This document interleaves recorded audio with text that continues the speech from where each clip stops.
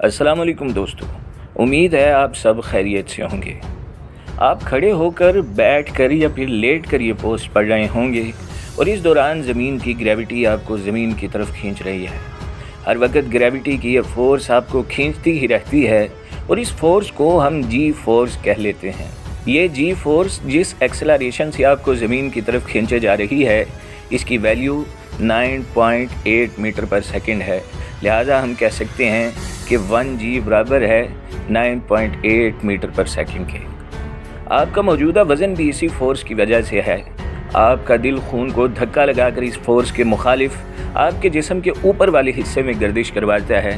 लेकिन क्या होगा कि अगर आपके जिस्म को बहुत तेज़ी से ज़मीन से ऊपर की तरफ एक्सेलरेशन किया जाए, इस सूरत हाल में आपके जिस्म को नॉर्मल जी फोर्स से ज़्यादा जी फोर्स का सामना होगा।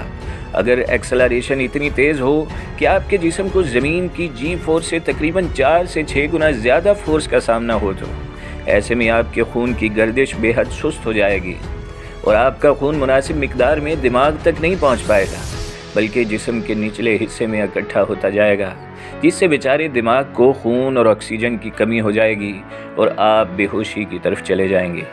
कुछ ऐसी सूरत हाल का सामना फाइटर पायलट्स को भी होता है। जब तेज़ी से एक्सेलरेशन करते हुए जेट तैयारे में बैठा पायलट ज़मीन पर बैठे शख्स की निस्बत कई गुना ज़्यादा जी फोर्स बर्दाश्त करता है, तो इसके दिमाग को खून की सप्लाई इंतहाई कम हो जाती है और वो बेहोश हो जाता है।